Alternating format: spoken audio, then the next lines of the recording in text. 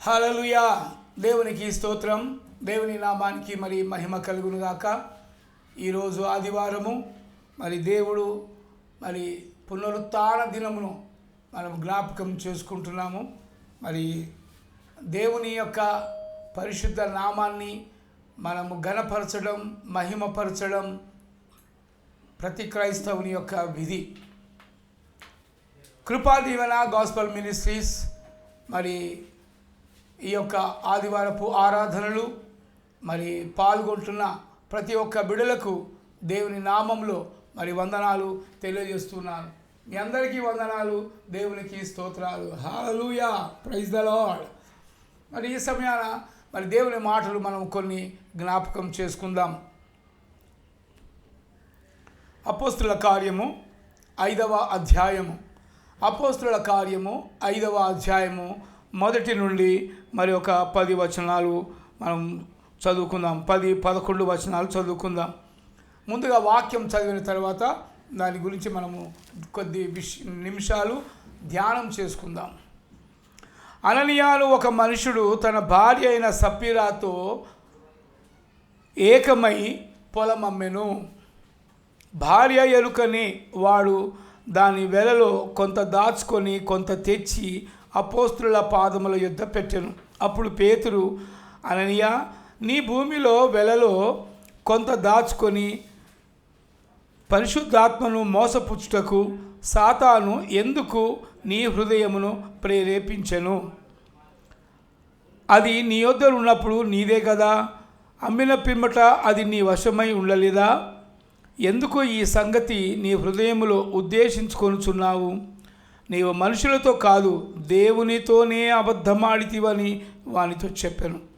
అననీయ ఈ మాటలు వినుచూనే పడి ప్రాణము విడువగా వినిన వారి కందరికి మిగుల భయము కలిగెను. అప్పుడు పడుచువారు లేచి వారిని బట్టతో చుట్టి మోసుకొని పోయి పాతి పెట్టిరి. ఇంచుమించు 3 గంటల సేపటికి వాని భార్య జరిగినది ఎరుగక లోపలికి వచ్చెను. అప్పుడు పేతురు, మీరు ఆ భూమిని ఇంతకే అమ్మితిరా? నాతో చెప్పుమని ఆమెను అడిగెను. అందుకు ఆమె, అవును, ఇంతకే అని చెప్పాను. అందుకు పేతురు, ప్రభువు యొక్క ఆత్మను శోధించుటకు మీరెందుకు ఏకీభవించితిరి? ఇదిగో, నీ పెనిమిటిని పాతిపెట్టిన వారి పాదములు వాకిటనే ఉన్నవి. వారు నిన్ను మోసుకొని పోవుదని ఆమెతో చెప్పాను. వెంటనే ఆమె అతని పాదముల యొద్ద పడి ప్రాణము విడిచెను. ఆ పడుచువారు లోపలికి వచ్చి ఆమె చనిపోయినది చూచి ఆమెను మోసుకొని పోయి ఆమె పెనిమిటి యొద్ద పాతిపెట్టిరి. హల్లెలూయా, దేవునికి స్తోత్రం.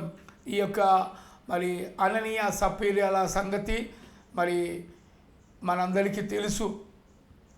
ఎందుకంటే అననీయ సప్పీరాలు వారిద్దరూ భార్య భర్తలు. వారు ఏ పని చేసినా వారిద్దరు కలిసి వారు చేస్తారు. వారు ఏ పనిలో మరి చేయాలనుకొని మరి వారు అనుకున్నప్పుడు వారిద్దరు ఏకమై, వారి మాట ఏకమై వారిద్దరు కలిసి మరి పని చేస్తారన్నట్టుగా మనకి ఇక్కడ అర్థమవుతుంది. ప్రియమైన దేవుని బిడ్డలారా, భార్య భర్తలు ఎప్పుడు కూడా ఏకమై ఉండాలి. భార్య భర్తకు లోబడాలి, భర్త భార్యను ప్రేమించాలి. ఇది దేవుడు చెబుతున్న మాట. అంటే బైబిల్లో మరి వ్రాయబడి ఉంది. కానీ కొంతమంది ఏం చేస్తారంటే మరి భర్తను లెక్క చేయరు. మాకే జ్ఞానం ఉంది, మాకే డబ్బు ఉంది, మరి దాని ద్వారా నువ్వెంత, నీ బతుకెంత అని మాట్లాడే భార్యలు, మరి భర్తలను మరి అవమానపరిచే భార్యలు కూడా లేకపోలేదు. ప్రియమైన దేవుని బిడ్డలారా, మరి భార్యాభర్తల విషయంలో మాట్లాడాలంటే మరి అది వేరే సబ్జెక్టుగా ఉంటుంది. కానీ ఇక్కడ వారిద్దరూ ఏకమై ఉన్నారు అని చెప్పి మనం ఈ వాక్యంలో చూస్తున్నాం. వారిద్దరూ ఏకమై ఉన్నారంటే వారి మనస్సులు కూడా ఏకమై ఉన్నాయి, వారిద్దరి మాట ఏకమై ఉన్నది అని మనము చూస్తున్నాం. అయితే వారు మరి వారికి ఉన్న ప్రాబ్లమ్స్ ఏంటో మనకైతే తెలియదు. కానీ వారు పొలమును అమ్మడానికి వారు చూశారు. వారు పొలమును అమ్మేశారు. ఇద్దరు ఏకమై పొలమును అమ్మేశారు. ఎంతకు అమ్మారు అనేది మాత్రం బైబిల్లో రాయబడలేదు. ఎంతకు అమ్మారు అనేది మాత్రం రాయబడలేదు. కానీ ఎంతకు అమ్మారు అనేది ప్రాముఖ్యమైన విషయం కాదు. కానీ అక్కడ వారి యొక్క మాటలు ఏ విధంగా ఉన్నాయి, ఒక దైవజనునితో మాట్లాడుతున్న మాటలు ఏ విధంగా ఉన్నాయి అని చెప్పడానికి ఈ యొక్క మరి చిన్న స్టోరీ ఇక్కడ రాయటం జరిగింది. ఇది వాస్తవం. ఇది అందుకే పేతురు అక్కడ ఒక యాజకుడిగా, ఒక సేవకుడిగా, దేవునికి పనిముట్టుగా మరి అక్కడ ఉన్నాడు. మరి అయితే ఈ భార్య భర్తలు మరి పొలము అమ్మాను. భార్య ఎరుకని వాడు దానిలో వెలలో, దాని వెల అనగా డబ్బును కొంత దాచుకొని కొంత తెచ్చి అపోస్తులుల పాదముల యొద్ద పెట్టెను. అపోస్తులుడైన మరి ఇక్కడ పేతురు కూడా అనొచ్చు, ఎందుకంటే వాళ్ళంతా అపోస్తులుడు. పేతురు, యోహాను, మరి పౌలు, వీరందరూ కూడా మరి అపోస్తులుల కిందకి మరి వస్తారు. అపోస్తులుడు అనగా మన భాషలో ఇక్కడ చెప్పుకోవాలనుకుంటే ఒక మిషనరీస్ అని అనుకుందాం. ఎందుకంటే దేవుని కొరకు వారు సేవ చేసే ఒక పనిముట్లు. అనేక ఆత్మలను దేవుని మందిరంలోనికి, అనేక ఆత్మలను రక్షణలోకి, అనేక ఆత్మలను దేవుని సన్నిధిలోకి నడిపించే ఒక నాయకులు, ఒక బోధకులు, ఒక సేవకులు అని మనము అనుకోవచ్చు. అయితే మరి ఈ పేతురు అనే అపోస్తులైన పేతురు మరి ఎందుకో మరి ఆ యొక్క అననీయ సప్పీరాల గృహానికి వచ్చినట్టుగా మనం చూస్తున్నాం.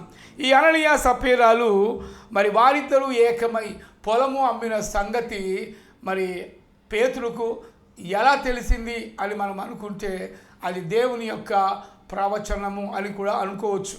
ఎందుకంటే మరి ఆ యొక్క వెల మేము ఇంతకే అమ్మాము అని మరి వాళ్ళు అక్కడ చెబుతూ ఉన్నారు. అననీయ సప్పీరాలు వారిద్దరి మాట ఏకమై ఉంది. వారిద్దరూ ఏకమై పొలమును అమ్మారు. వారు ఏకమై మరి అపోస్తులైన మరి పేతురు దగ్గర వారు ఏం మాట్లాడుతున్నారో ఇక్కడ ప్రాముఖ్యంగా మనం చూద్దాం. అయితే ఆయన భార్య ఎరుకనేవాడు దాని వెలలో కొంత దాచుకొని, అంటే భార్యకు తెలియకుండా మరి ఈ అననీయ చేయలేదు. భార్యకు తెలుసు, భర్తకు తెలుసు.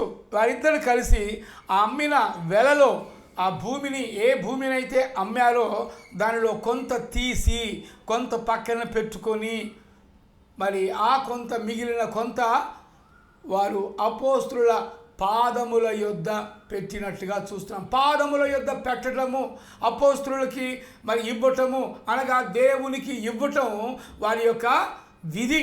ఎందుకంటే దేవుడు ఈనాడు మరి ఎందరికో ఎన్నెన్నో ఇస్తూ ఉన్నాడు. ప్రతి దాంట్లో ఆనాడు మరి 10వ భాగములాగా మరి ఇచ్చే ఆనవాయితీ ఉంది. ఈనాడు మరి ఎంతమంది అలా ఇస్తున్నారు? ఉద్యోగాలు వచ్చేసాయి, బిజినెస్లు చేస్తున్నారు, ఎన్నెన్నో పనులు చేసుకుంటున్నారు, ఎన్నెన్నో అమ్ముకుంటున్నారు. ప్రతి దాంట్లో కూడా, ఒక ఉద్యోగంలోనే కాదండి, అమ్ముకున్న ఆస్తిలో కూడా వారు 10వ భాగం తీస్తారు. వారికి లాభములు ఏదైనా వస్తే అందులో 10వ భాగం తీస్తారు.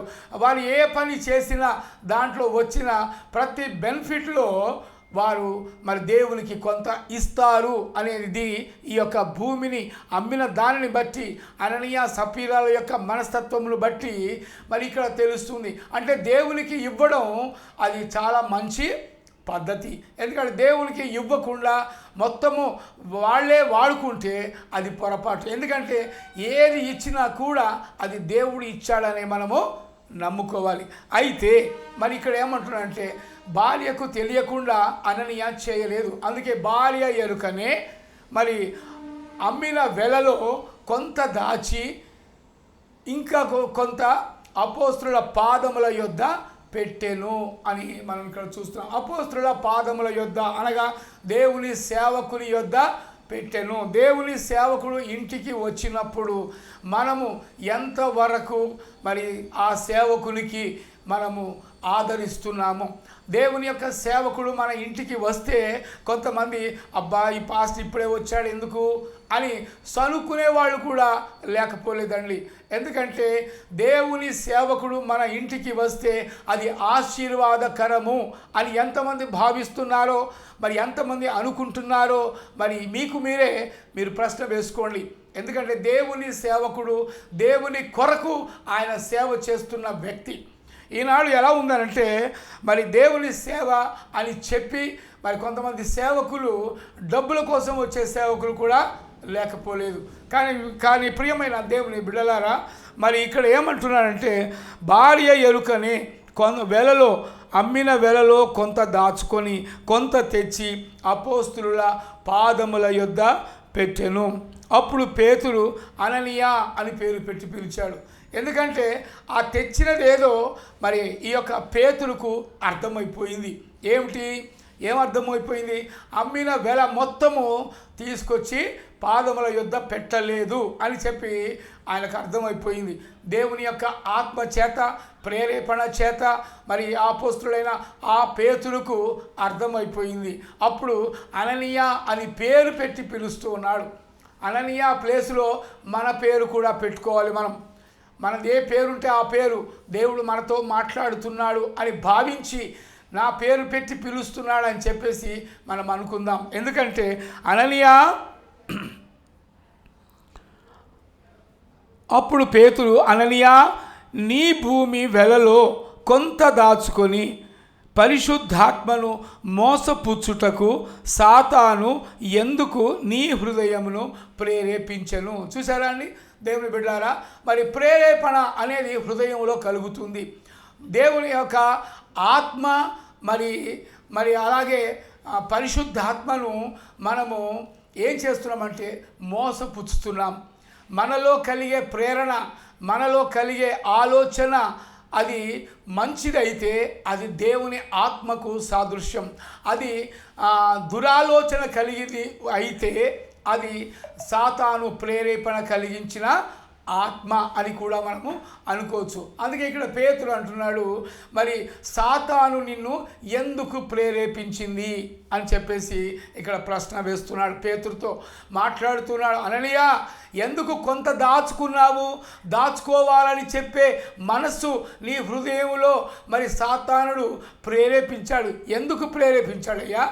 నువ్వు ఏదైనా అడిగితే దేవుడు నీకు ఇవ్వడా?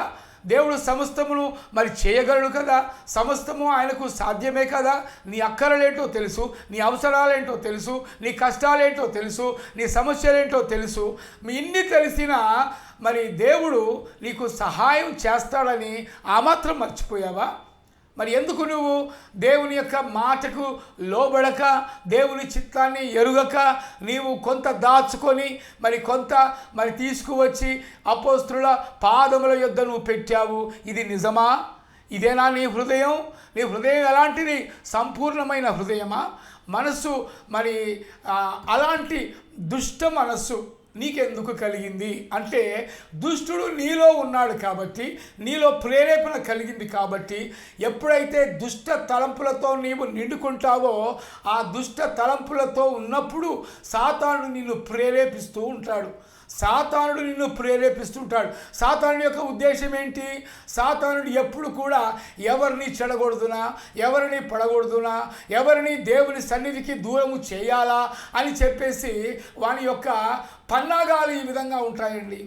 ఎందుకంటే ప్రియమైన దేవుని బిడ్డలారా ఆలోచన చేయండి. మరి ఆదివారము ఆరాధనకు వెళ్ళాలని అనుకున్న సమయంలోనే నీకు చుట్టాలు వస్తారు, లేక స్నేహితులు వస్తారు, ఏదో ఒక పని పడుతుంది. అప్పుడు దేవుని సమయాన్ని నువ్వేం చేస్తున్నావు? దేవుని సమయాన్ని దొంగిలిస్తున్నావు. నీకు వచ్చిన రాబడిలో దేవునికి ఇవ్వకుండా కూడా నీవు దొంగిలిస్తున్నావు. అలా దొంగిలించడానికి కలిగించే ఆత్మ అది దురాత్మ, అది సాతానుడు కలిగించే ప్రేరణ. ఎందుకంటే సాతానుడు ఎప్పుడు కూడా నిన్ను చెడగొడుదునా, పడగొడుదునా, విడగొడుదునా అని చూస్తూ ఉంటాడు. అలాంటి సాతాను కోరల్లో మనము చిక్కుకొనకుండా ఉండాలి అంటే దేవునితో మనము సత్సంబంధము కలిగి ఉండాలి. దేవుడు మనము ఏకమై ఉండాలి. దేవుడి ఆత్మతో మనము మమేకమై ఉండాలి. పరిశుద్ధాత్మతో మనము మన హృదయములో పరిశుద్ధాత్ముడు ఉంటే, పరిశుద్ధాత్మ ప్రేరణ కలిగితే మనము దేవునితో సత్సంబంధము కలిగి ఉన్న వారం అవుతాం. ప్రియమైన దేవుని బిడ్డలారా, ఆలోచన చేయండి. ఇక్కడ అననీయ సప్పీరాలు ఎలాంటి ఆత్మ కలిగి ఉన్నారు అనగా సాతాను ఆత్మతో వారు ప్రేరణ కలిగి ఉన్నట్టుగా మనం చూస్తున్నాం. సాతానుడు ఏం చేస్తుంటాడు? నిన్ను నన్ను దేవునికి దూరంగా చేస్తూ ఉంటాడు. దేవునితో సంబంధము లేకుండా చేస్తుంటాడు. వాడు లోకము పైన మనసు పంపిస్తుంటాడు. ఆశలకు కలిగిస్తూ ఉంటాడు. అది ఆశ, ఇది ఆశ, ఆశ కావాలి, ఇది కావాలని చెప్పేసి ఒక రకమైన ఆశ కలిగి ఉంటుంది. ఇలాంటి ఆశలతో నీవు నేను నిండుకొని ఉంటే అది సాతానుడు కలిగించే మరి ప్రేరణ, సాతానుడు కలిగించే దురాత్మ అని చెప్పి మనము చూస్తూ ఉంటాం. కాబట్టి ప్రియమైన దేవుని బిడ్డలారా, మనం ఎప్పుడు కూడా మరి దేవునితో మమేకమై ఉండాలి. దేవునితో సంబంధం కలిగి ఉండాలి. దేవునితో మనము ఏకమై ఉండాలి. దేవుని ఆత్మ అనగా నీలో వచ్చే ఆత్మ అది పరిశుద్ధాత్మ. పరిశుద్ధాత్మకు మనము లోబడాలి. పరిశుద్ధాత్మతో ఏకీభవించాలి.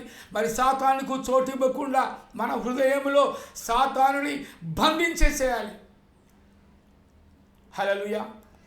దేవుడి ఆత్మతో మనము నిండుకుంటే సాతానుని యొక్క దురాత్మను మనము జయించగలుగుతాం. మంచిది, దేవునికి స్తోత్రం. ఇక్కడ ఏమందంటే, అప్పుడు పేతురు, అననీయా, నీ భూమి వెలలో కొంత దాచుకొని పరిశుద్ధాత్మను మోసపుచ్చుటకు సాతానుడు నిన్ను ఎందుకు ప్రేరేపించెను అని క్వశ్చన్ వేస్తున్నాడు. నీవు కూడా జాగ్రత్త. సాతాను వలలో చిక్కుకుంటే, మరి సాతాను యొక్క ప్రేరేపణతో ఉంటే నీవు దేవునికి దూరంగా ఉన్నట్టు. ప్రియమైన దేవుని బిడ్డలారా, మరి ఆలోచన చేయండి. నేను దేవునికి దగ్గర ఉన్నానా, దేవునికి దూరంగా ఉన్నానా, దేవునితో సత్సంబంధము కలిగి ఉన్నానా లేదా అనేది నీకు నువ్వే ప్రశ్నించుకోవాలి. ఎవరో నిన్ను అనాల్సిన అవసరం లేదు. పరిశుద్ధాత్ముడే నీతో మాట్లాడుతుంటాడు. పరిశుద్ధాత్ముడే నిన్ను నడిపిస్తూ ఉంటాడు. పరిశుద్ధాత్ముడే నీ ఆత్మీయ జీవితాన్ని దినదినము అభివృద్ధి పరుస్తుంటాడు. కారణం, నీవు ఆయనతో స్నేహం కలిగి ఉండాలి. ఆయనతో సత్సంబంధము కలిగి ఉండాలి. మరి ఇక్కడ సాతానుడితో మరి దురాత్మతో మనం ఉంటే మరి అక్కడ ఏం చేస్తాడంటే, దురాత్మతో ఉంటే మరి దురాలోచనలు కలుగుతాయి. ఈ దురాలోచనలు కలిగి ఉన్నప్పుడు మనము దేవునికి దూరంగా ఉంటాము. ప్రియమైన దేవుని బిడ్డలారా, ఆలోచన చేయండి. మరి ఈ సమయాన మరి ఇక్కడ ఏమంటున్నంటే, పరిశుద్ధాత్మను మోసపుచ్చుతున్నాము. దేవుని సన్నిధికి దూరంగా ఉండటము ద్వారా పరిశుద్ధాత్మను మనము మోసపుచ్చుతున్నాము. భార్యాభర్తలు ఏకమై మరి నాకు ఈ పని పడింది, ఆ పని పడింది అని చెప్పేసి దేవునికి దూరంగా ఉంటూ ఆయా పనుల నిమిత్తమై మరి వెళుతూ ఉంటారు. మరి అలా ఆయా నిమిత్తమై పనులు వెళుతూ ఉన్నప్పుడు మనం ఏం చేయాలి? మనము దేవుని యొక్క పనికి మనము, దేవుని యొక్క సన్నిధికి మనము వెళ్ళాలి. దేవునికి మొదట ప్రథమ స్థానము ఇవ్వాలి. అయితే ప్రియమైన దేవుని బిడ్డలారా, మరి ఇక్కడ ఏం జరుగుతుందంటే, అది నీ యొద్దనున్నప్పుడు నీదే కదా, అమ్మిన పిమ్మట అది నీ వశమై ఉండలేదా? ఈ సంగతి నీ హృదయములో ఉద్దేశించుకొనుచున్నావు. నీవు మనుషులతో కాదు దేవునితోనే అబద్ధమాడితివని వానితో చెప్పాను. హల్లెలూయా. దేవునితో అబద్ధమాడటం అనగా పరిశుద్ధాత్మగా దేవుడు తండ్రి, కుమార, పరిశుద్ధాత్మ ఈ త్రియేక నామములో నీవు ఉన్నప్పుడు నీవు పరిశుద్ధాత్మను మోసపుచ్చుతున్నావంటే ఆటోమేటిక్గా దేవుని నీవు మోసపుచ్చుతున్నావు. ఇలా ఎంతకాలం దేవుని నువ్వు మోసపుచ్చుతుంటావు? ఎంతకాలము దేవునికి నీవు దూరంగా ఉంటావు? ఎంతకాలము నీవు పరిశుద్ధాత్మను మరి మోసపుచ్చుతూ నీ కాలాన్ని, నీ సమయాన్ని వృధా పరుస్తూ ఉంటున్నావు? ఆలోచన చేయండి. ఎప్పుడు నీ వ్యాపారమేనా? ఎప్పుడు నీ ఉద్యోగమేనా? ఎప్పుడు నీ పొలం పనులేనా? ఎప్పుడు నీ వ్యాపారమేనా? ఎప్పుడు చూసినా బయటి పనులు, లోకము పనులే అంటుంటావు, కానీ దేవునికి సమయం ఎప్పుడు ఇస్తావు? ఆలోచన చేయండి ప్రియమైన దేవుని బిడ్డలారా. అయితే ఈ సమయాన అననీయ ఈ ఈ మాటలు వినుచూనే పడి ప్రాణము విడువగా, ఒక పరిశుద్ధాత్ముని మోసపుచ్చినప్పుడు అక్కడ అననీయ తన ప్రాణమును కోల్పోయినట్టుగా చూస్తున్నాం.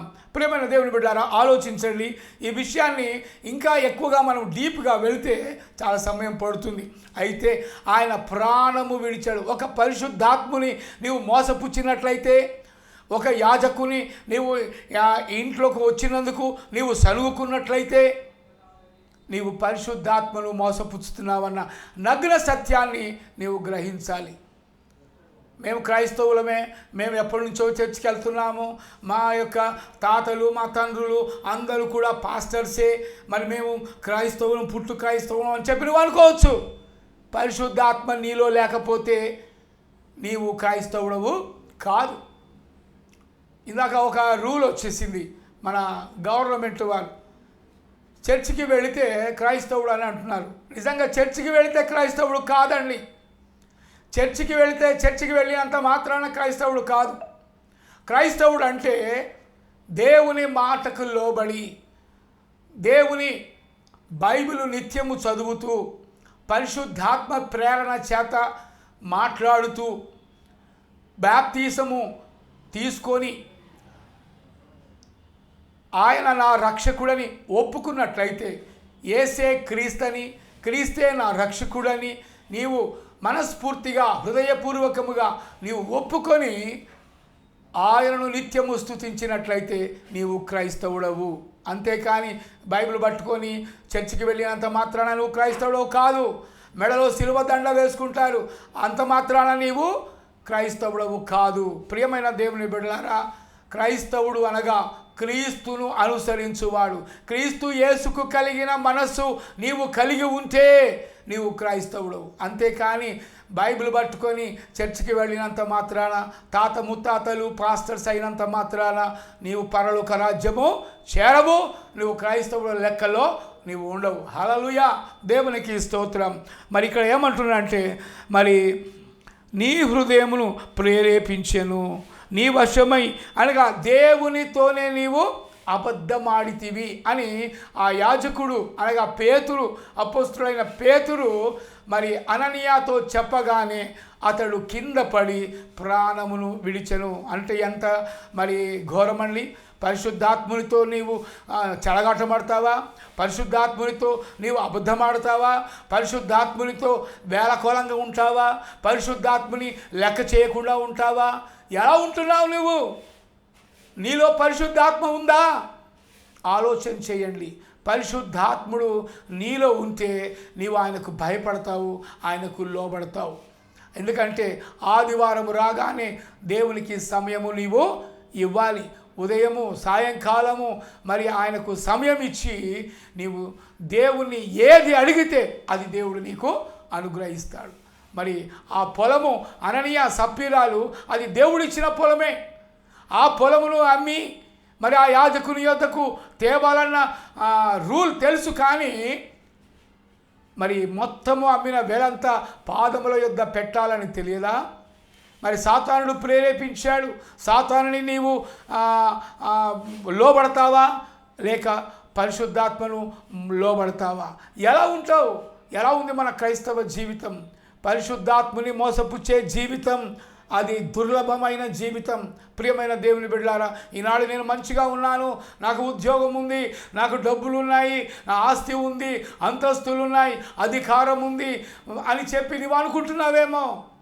ఒకప్పుడు అవన్నీ లయమైపోతాయి, అవన్నీ లయమైపోతాయి. ఆనాడు పేతురు ఎదుట అననీయ తన ప్రాణాన్ని విడిచాడు. జాగ్రత్త, మనం ఎప్పుడు ప్రాణం విడుస్తామో మనకే తెలియదు. ఎందుకంటే దేవుని సన్నిధికి రాక, దేవునికి దూరమై ఉండి నీవు డబ్బుకే ప్రాధాన్యతనిస్తే, దేవుని పక్కన పెడితే నువ్వు ఏమైపోతావో ఆలోచన చేసుకో. అందుకే ఇక్కడ అంటున్నాడు, దేవునితోనే అబద్ధమాడితివని వానితో చెప్పాను. అననీయ ఈ మాటలు వినగానే, యాజకుని యొక్క మాటలు, పేతురు యొక్క మాటలు, సేవకుని యొక్క మాటలు వింటూనే అక్కడ ఆయనకు మిగుల భయము కలిగెను. అప్పుడు పడుచువారు వచ్చి వారిని బట్టతో చుట్టి మోసుకొని పోయి పాతి పెట్టిరి. హల్లెలూయా. ఇంత సంగతి జరుగుతున్న లోపల భార్య ఉందండి. ఆమెకి ఏమీ తెలియటం లేదు. ఎందుకంటే నా భర్త నేను చెప్పినట్టుగా నేను వింటాను అని అనుకుందే, కానీ దేవుడు చెప్పినట్టుగా వింటాను అని మాత్రము భార్య అనుకోలేదు. ఎందుకంటే భార్యాభర్తల మాట మరి మోసపూరితమైన మాట. సాతాను యొక్క ప్రేరణకు వారు లోబడి సాతాను ప్రేరణ చేత వారిద్దరూ అబద్ధం ఆడినట్టుగా మనము చూస్తున్నాం. అందుకే దేవుని సన్నిధిలో అబద్ధం ఆడితే, దేవుని సన్నిధిలో మోసపుచ్చితే మనము చాలా కష్టమండి. ఎందుకంటే అలాంటి జీవితం, దేవుణ్ణి మోసపుచ్చి నువ్వేం సాధిస్తావు? ఇక్కడ అననీయ సప్పీరాలు ఇద్దరు మరి ప్రాణము విడిచినట్టుగా మనం చూస్తున్నాం. ఆ పడుసువారు వచ్చి మరి పాతి పెట్టిరి. అప్పుడు ఇంట్లో నుంచి బయటికి వచ్చిన భార్య అది చూచి ఏమంటుందో చూద్దామండి. ఇక్కడ ఇంచుమించు 3 గంటల సేపటికి, అంటే ఈ యొక్క 3 గంటల సమయము మాట్లాడాలి. ఇక్కడ ఎవరు? అపోస్తలుడైన పౌలు, అలాగే అననీయ, అక్కడ ఉన్న పడుచువారు, మరి అక్కడ ఉన్న అంత గుమ్మంలోనే, అననీయ యొక్క ఇంటి ముందు గుమ్మంలోనే, కనీసం ఇంట్లోకి రమ్మని కూడా పిలవలేదు అననీయ ఆ పేతురును, అపోస్తలుడైన పేతురును, అనగా యాజకుడిని, అనగా సేవకుని అనుకుందాం మనం. బయటనే పిలిచి, బయటనే ఇచ్చి, బయట నుంచి బయటికే పంపించాలని చూసే క్రైస్తవులు ఈనాడు లేకపోలేదండి. కాబట్టి ఆలోచన చేద్దాం ప్రియమైన దేవుని బిడ్డలారా. యాజకునికి, యాజకత్వము కలిగిన వారికి మనము భయపడాలి. మనము ఆ యాజకుడిని దేవుడు నియమించాడు. ఎందుకంటే మనుషులకు దేవునికి అనుసంధానకర్తగా సేవకుడు ఉంటున్నాడు ఈ రోజుల్లో. కాబట్టి మనము సేవకుని మనం ఆదరించాలి, సేవకుని మనం ప్రేమించాలి. మనకు కలిగినది దేవుని యొక్క సేవకునికి మనం ఇవ్వాలి. మనకు కలిగినవి అనగా దేవుడు మనకి ఇచ్చినది. ఏదో లేని దాని కొరకు అప్పులు చేసి సేవకునికి ఇవ్వాల్సిన అవసరం లేదు. మనకు దేవుడు ఎంతవరకు ఇచ్చాడో, మనకు దేవుడు ఎలా ప్రేరేపిస్తున్నాడో, పరిశుద్ధాత్మలో ఎంత ప్రేరేపణ కలుగుతుందో నువ్వు అంత ఇవ్వాలి. అయితే మరి ఆ సేవకుడు ఎలాంటి సేవకుడో కూడా గ్రహించాలండి. ఈ రోజుల్లో సేవకుడు నిజంగా యాజకత్వము కలిగి దేవుని కొరకు సేవ చేసే సేవకులు లేరు. డబ్బుల కోసం సేవ చేసే వాళ్ళు కూడా కొంతమంది ఉన్నారండి. అందరినీ అనట్లేదు, కొంతమంది అలా ఉంటున్నారు. ఏ పని దొరకక దేవుని సేవ చేసేవాళ్ళు కూడా చాలామంది ఉన్నారు. ఉద్యోగాలు రాక, ఏ పని దొరకక సేవ చేస్తున్నారు. బైబిల్ సంఖ్యలో పెట్టుకొని ప్రయాణం అవుతున్నారు. కారణం, ఎక్కడ వెళ్ళినా ప్రార్థన చేస్తే మనకు డబ్బులు వస్తాయని చెప్పేసి అనుకునే వాళ్ళు ఈ రోజుల్లో లేకపోలేదు. కాబట్టి ప్రియమైన దేవుని బిడ్డలారా, సేవకుని ఆదరించాలి, సేవకుని ప్రేమించాలి. కానీ ఆయన చేసే సేవ ఎలాంటి సేవ అనేది కూడా నువ్వు గ్రహించాలి. ఎందుకంటే ఆనాడు నిస్వార్థమైన సేవ చేశారు. పేతురు, యాకోబు, యోహానులు, మరి 12 మంది శిష్యులు మరి నిస్వార్థమైన సేవ చేశారు. మరి స్టెఫను నిస్వార్థమైన సేవ చేశారు. దేవుని కొరకు ప్రాణాలు అర్పించే సేవకులు మరి ఆనాడు ఉన్నారు, ఈనాడు కూడా కొంతమంది ఉన్నారు. ప్రాణాలు అర్పిస్తున్నారు దేవుని కొరకు. మరి అలాంటి లిస్టులో మరి కొంతమంది సేవకులు ఉన్నారా లేదా అనేది కూడా మనం ఆలోచించాలి. అయితే ప్రియమైన దేవుని బిడ్డలారా, ఇక్కడ ఏమంటారు? ఇంచుమించు 3 గంటల సేపు ఈ తర్కవాదములు జరిగిన తర్వాత అననీయ కింద పడిపోయి ప్రాణము విడిచిన తర్వాత అప్పుడు భార్య ఇంటి లోపలి నుండి బయటికి వచ్చి ఈ జరిగినదంతా చూచి అప్పుడు మళ్ళీ పేతురుతో మాట్లాడుతుంది. పేతురు అడుగుతున్నాడు ఏమని? అప్పుడు పేతురు, మీరు ఆ భూమిని ఇంతకే అమ్మితిరా? నాతో చెప్పుమని ఆమెను అడిగెను. అందుకు ఆమె, అవును, ఇంతకే అమ్మానని చెప్పాను. ఇంతకే మేము అమ్మాం. అక్కడ ఎంతకు అమ్మారనేది ఇక్కడైతే రాయబడలేదండి. సపోజ్ అనుకుందాం, ఒక 5 లక్షలకో 10 లక్షలకో ఎంతకో అమ్మామని అనుకోండి. అయితే ఇక్కడ భార్య భర్తల మాట ఒకటి ఉంది కదా, అందుకే భర్త ఏది చెప్తే అదే మాట, అవును అంతకే అమ్మాము అని చెప్పేసింది. అప్పుడు అపోస్తులైన మరి ఆ యొక్క పేతురు ఏమంటున్నాడంటే, అప్పుడు పేతురు, మీరు ఆ భూమిని ఇంతకీ అమ్మితురా అని నాతో చెప్పుమని ఆమెను అడిగాను. అందుకు ఆమె, అవును ఇంతకే అని చెప్పాను. అందుకు పేతురు, ప్రభు యొక్క ఆత్మను శోధించుటకు మీరెందుకు ఏకీభవించిరి? ప్రభు యొక్క ఆత్మను శోధించుటకు, ప్రభు యొక్క పరిశుద్ధాత్మను మోసపుచ్చుటకు, దేవుణ్ణి మోసపుచ్చుటకు మీరిద్దరు ఎందుకు ఏకమయ్యారు అని చెప్పేసి పేతురు ప్రశ్నిస్తున్నాడు ఇక్కడ. దయచేసి గమనించండి ప్రియమైన దేవుని బిడ్డలారా, మరి పరిశుద్ధాత్మను ప్రేరేపించువాడు, పరిశుద్ధాత్మను కలిగి ఉన్నవాడు దేవునికి లోబడినవాడు. అంతేకాని పరిశుద్ధాత్మను మోసపుచ్చేవాడు దేవుని ఆత్మ కలిగినవాడు కాదు. ఎందుకంటే సాతాను వారిని ప్రేరేపిస్తూ ఉంటుంది, సాతాను వారిని నడిపిస్తూ ఉంటుంది. దురాత్మ కలిగిన వాడు, దుష్టాత్మ కలిగిన వాడు, దుష్ట తలంపులు కలిగిన వాడు దుష్టునితో సహవాసము చేస్తూ ఉంటాడు. కాబట్టి ప్రియమైన దేవుని బిడ్డలారా, మరి ఈ సమయాన మరి నువ్వు ఎవరితో సేవ చేస్తున్నావు, ఎవరితో సహవాసం చేస్తున్నావు? దేవునితోనా లేక లోకంతోనా? ఎలా ఉంటున్నావు? మన మనస్తత్వం ఎలా ఉంటుంది? దేవుని కొరకు నువ్వు జీవిస్తున్నావా? దేవుని కొరకు నీవు మరి ముందుకు సాగుతున్నావా? మరి పరిశుద్ధాత్మను మోసపుచ్చుతున్నావా? ఎలా ఉంటుంది మన యొక్క క్రైస్తవ జీవితం? క్రైస్తవ విశ్వాస జీవితంలో ముందుకు కొనసాగాలంటే పరిశుద్ధాత్మనికి నువ్వు లోబడాలి. పరిశుద్ధాత్మ ప్రేరణ చేత నువ్వు నడిపించబడాలి. పరిశుద్ధాత్ముడు అంటే నథింగ్ బట్ మరి దేవుడు. ఎందుకంటే దేవుడే ఇక్కడ ఈ యొక్క గ్రంథంలో రాయబడింది ఏమంటే, మరి ప్రభువు యొక్క ఆత్మను అని పెద్ద అక్షరాలతో ఉంది. ఆత్మ అనగా దేవుడు, ప్రభు అనగా దేవుడు. ఎందుకంటే పెద్ద అక్షరాలతో రాయబడ్డప్పుడు అది యెహోవా అనగా దేవుడు అని అర్థం.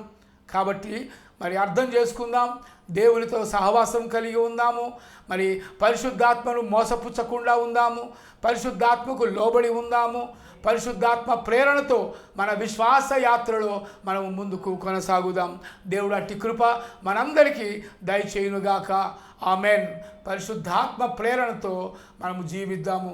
దేవుడు మీ అందరిని దీవించి ఆశీర్వదించునుగాక. చిన్న ప్రార్థన చేసుకుందాం. దయచేసి అందరు తలలు వంచండి, ఏకీభవించండి, ప్రార్థన చేసుకుందాం. మహాగణుడా, మహోన్నతుడా, పరిశుద్ధుడా, ప్రేమగల తండ్రి, కృపయు కనికరములు కలిగిన దేవా, నీ ఘనమైన శ్రేష్టమైన నామానికి వందనాలు చెల్లిస్తున్నాం.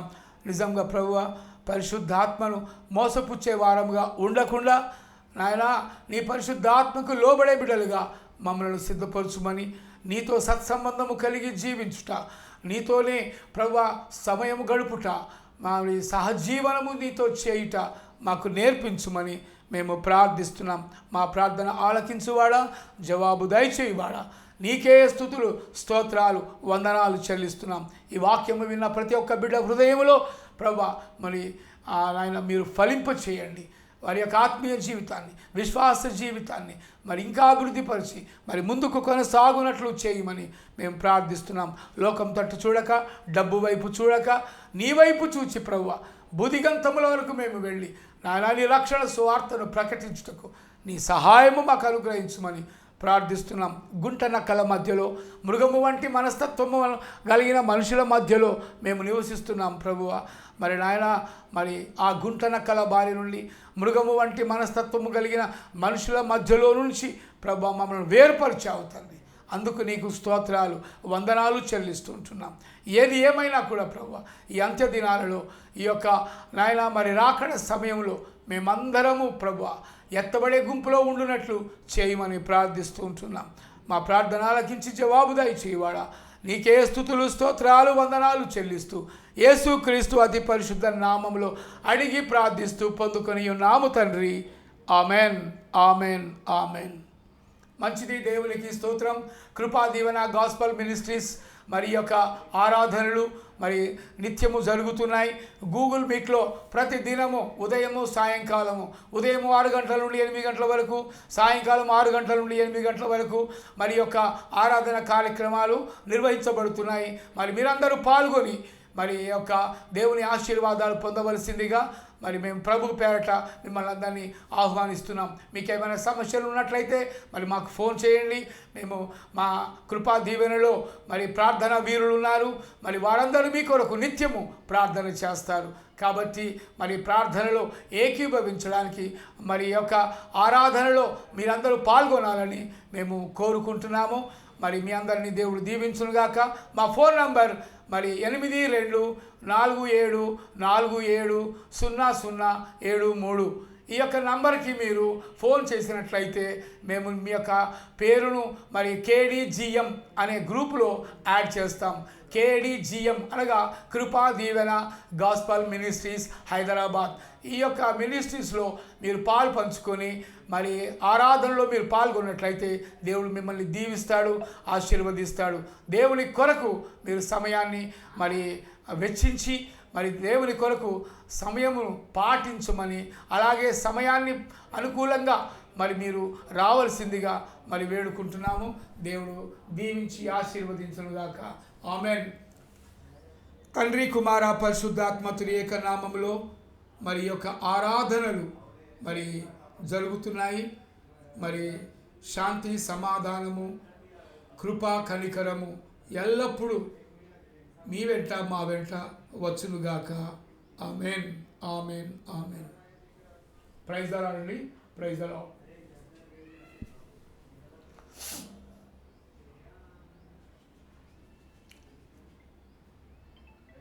హల్లెలూయా.